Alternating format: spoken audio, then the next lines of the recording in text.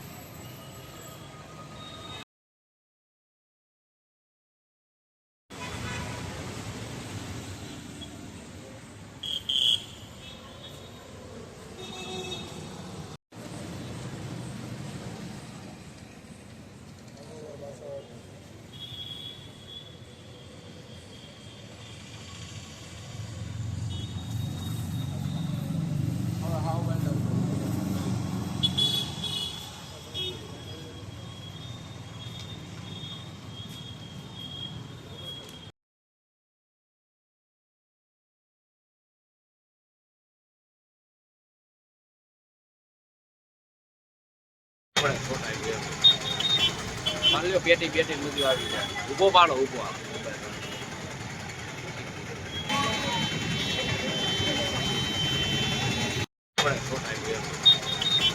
मान लो पेटी पेटी मुझे आ गई है ऊपर पाड़ो ऊपर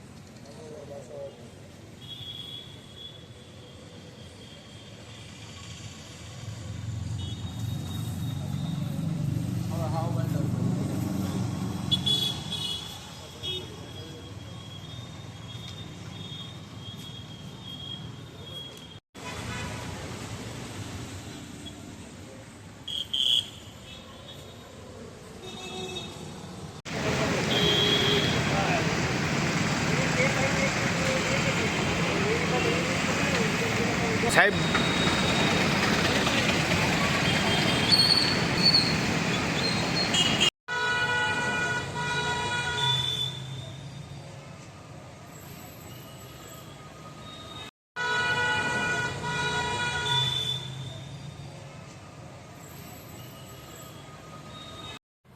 જૂનાગઢ સી ડિવિઝન પોલીસ સ્ટેશનમાં એપ્રિલ 2025માં આરોપી ધીરેન ઉર્ફે ડીકે અમૃતલાલ કારિયા વિરુદ્ધ ગુસ્સીટોક એક્ટ મુજબ ગુનો દાખલ કરવામાં આવેલો।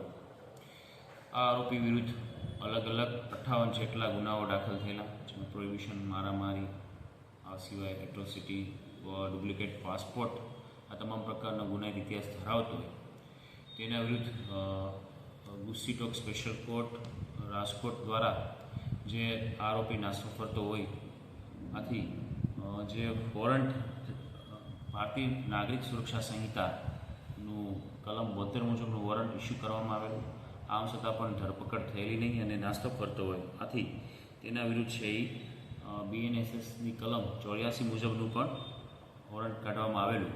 અને આ જે ફરારી જાહેરનામું છે તે અંતર્ગત આજરોજ તેના વિરુદ્ધ આરોપીની વિગત સાથેના પેમ્પલેટ અને જે પોસ્ટર શહેરના અલગ અલગ વિસ્તારોમાં લગાવવામાં આવેલા છે. આગામી સમયમાં આરોપી જો પણ નાસ્તો કરતો રહેશે તો BNSSની કલમ 85 મુજબ તેની જે પણ પ્રોપર્ટી છે તે સીઝ કરવા માટે નામદાર કોર્ટમાં રિપોર્ટ કરી આગળની કાર્યવાહી હાથ ધરવામાં આવશે.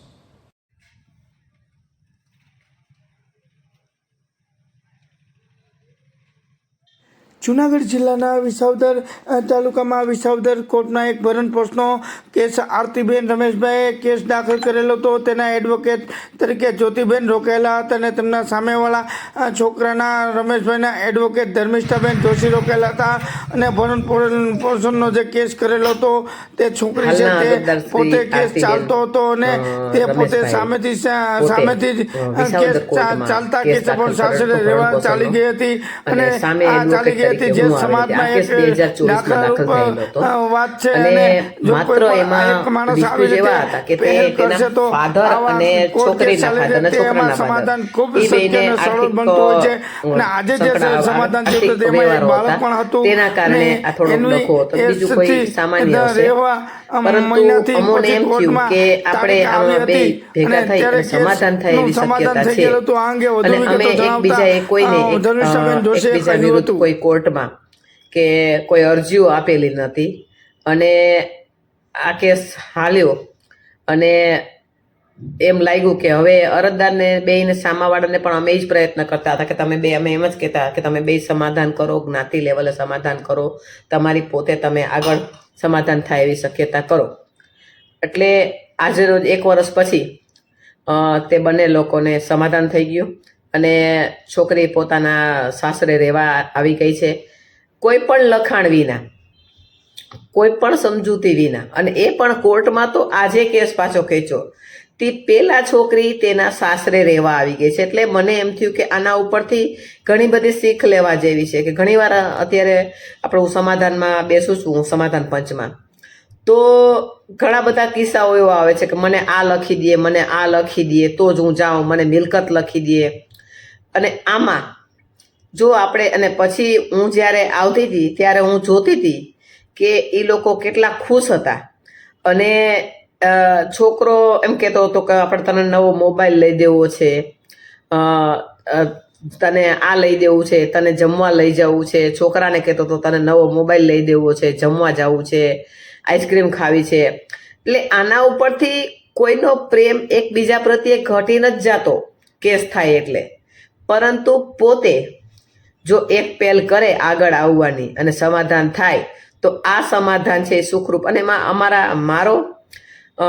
હું એડવોકેટ જોશી ધર્મિષ્ઠા તથા અરજદારના વકીલ શ્રી જ્યોતિબેન પટેલ વિસાવદરના અને રાજુભાઈ દવે, આ બંનેનો પણ ખૂબ સપોર્ટ હતો કે આમાં સમાધાન થઈ જાય.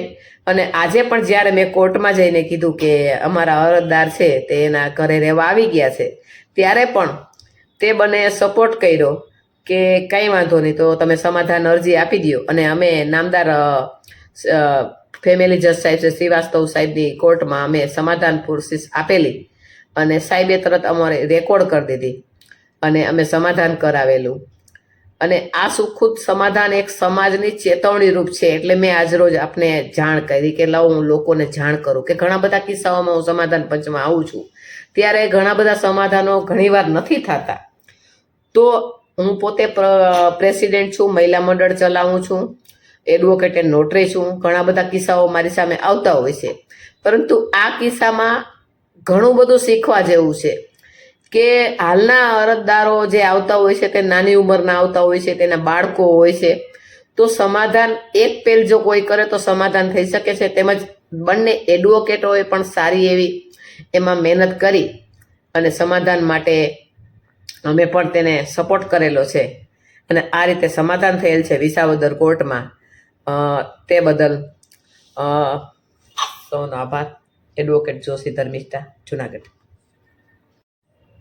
કોઈ પણ અરજદાર તથા સામાવાળાને જો પોતાને કોઈ સમાધાન કરવું હોય અને સમાધાન ક્યાંય શક્ય ન બન્યું હોય તો એકવાર અમારી મુલાકાત લ્યો, અમે ટ્રાય કરશું, તમારું સમાધાન થાય એના માટેનો ખૂબ પ્રયત્ન કરશું. જુનાગઢ પ્રગતિ મહિલા મંડળ પ્રેસિડેન્ટ ધર્મિષ્ઠા જોશી.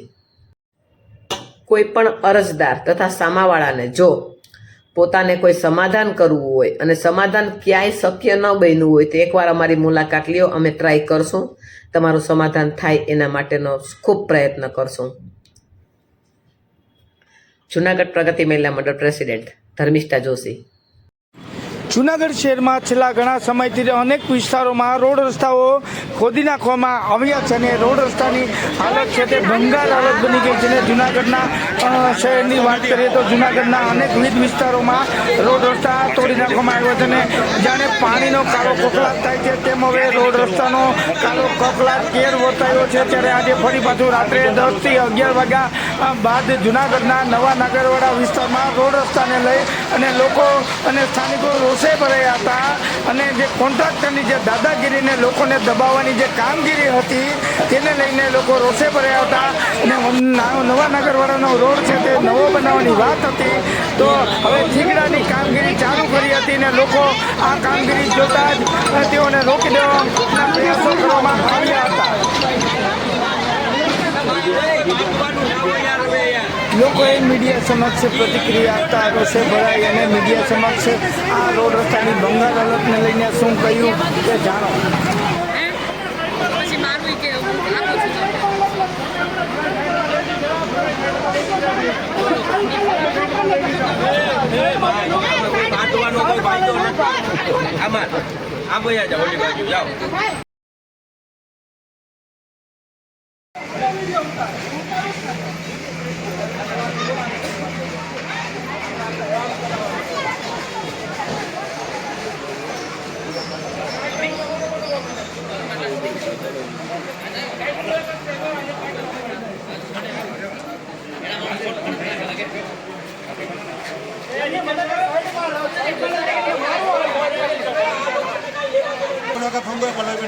ઉપાડતા નથી. આ ખોટા બારો આવી ગયા હતા કે જો આ રોડ કામ કરીએ તો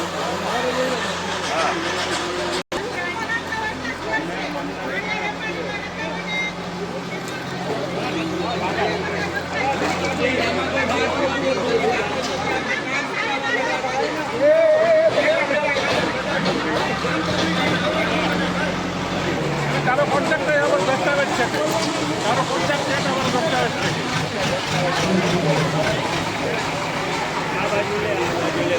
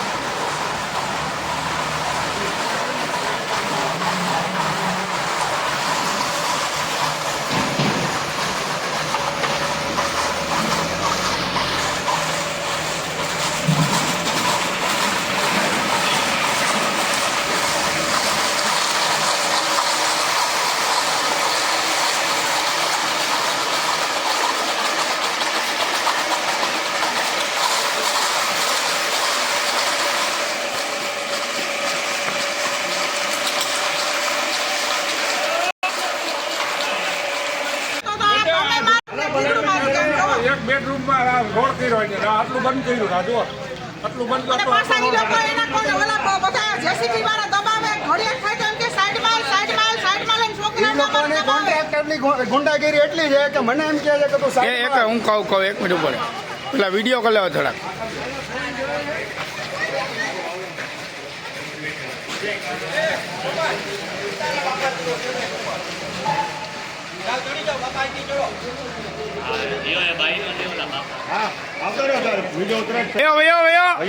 એમાં શરમ ન હોય, ઢીલ ન હોય, તો પછી ધર્મના કામમાં ઢીલ થોડી હોય. જો હાલમાં માણસોને કેવડી તકલીફ પડે.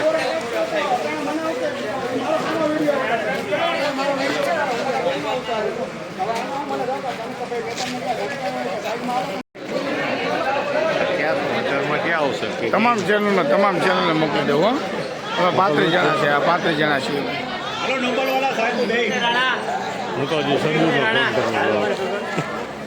એ અમને કે રાતના હું એક જ હોઉં.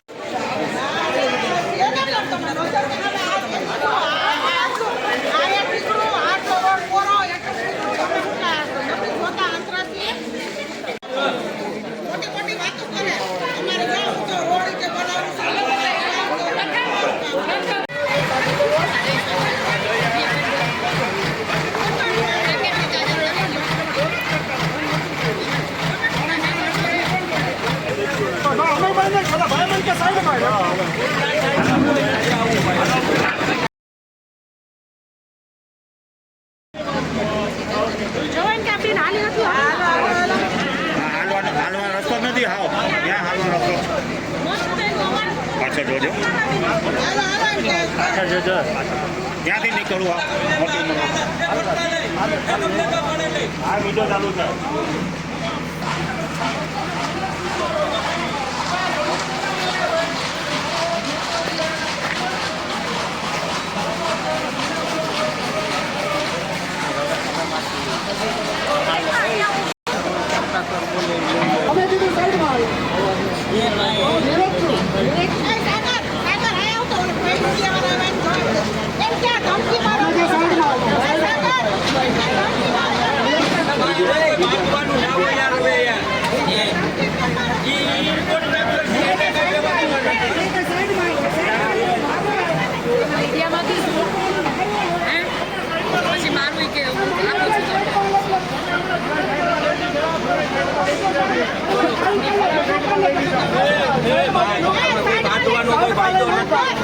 આમાં આ ભાઈ જાઓ, ઓલી બાજુ જાઓ.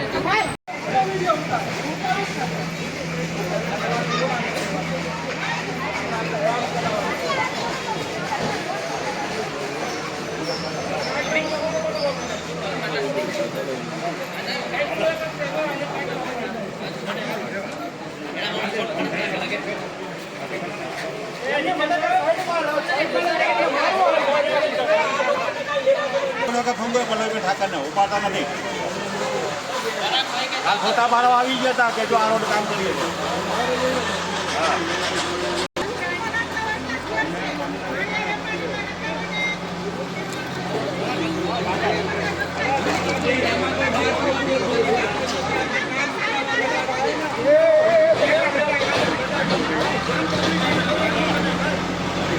તારો કોન્ટેક્ટ દસ્તાવેજ છે, તારો કોન્ટેક્ટ છે, તમારો દસ્તાવેજ છે.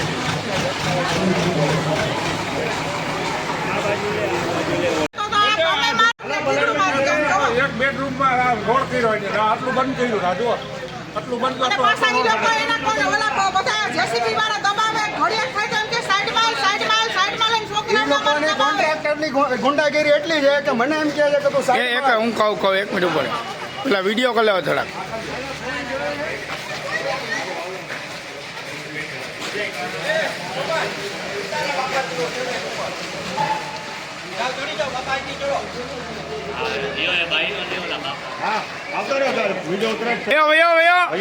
એમાં શરમ ન હોય, ઢીલ ન હોય, તો પછી ધર્મના કામમાં ઢીલ થોડી હોય. જો હાલમાં માણસોને કેવડી તકલીફ પડે.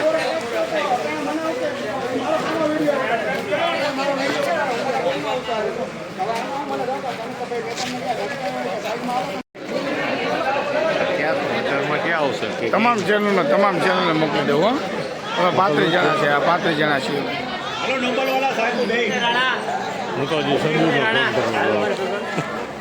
એ અમને કે રાતના હું એક જ હોઉં.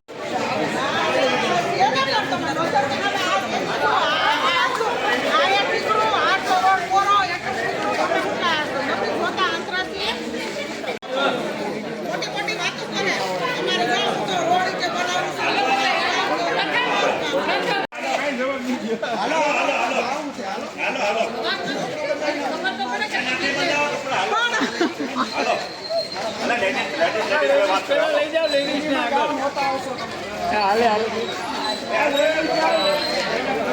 મારું નામ સાગર છે અને હું નવાનગરવાળાના બધા રહીશો છીએ.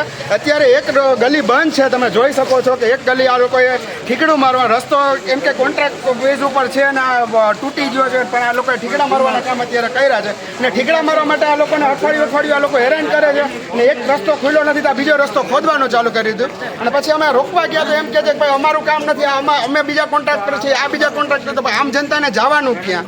તો અમે ક્યારે બધા અમે લોકો આવી ગયા, અમે રેશમા દીદી શું કહેતા હતા ઓલા લોકો? બેરિકેડિંગ પણ નથી મારેલું. ક્યારેય રોડ બનતો હોય તો આ રીતે જે કચરો છે આમ નથી રાખવાનો હોતો, ત્યાં બેરિકેડ મારવાના હોય છે. બેરિકેડ થોડું તમે સાઈડમાં લઈને નીકળી શકો, ઇવન એટલીસ્ટ ચાલી શકે માણસ. સ્ટેન્ડિંગ ચેરમેન આવ્યા ત્યારે તેઓ કીધું કે ક્વોલિટી વાળો રોડ બનશે. હવે કેવો રોડ બને?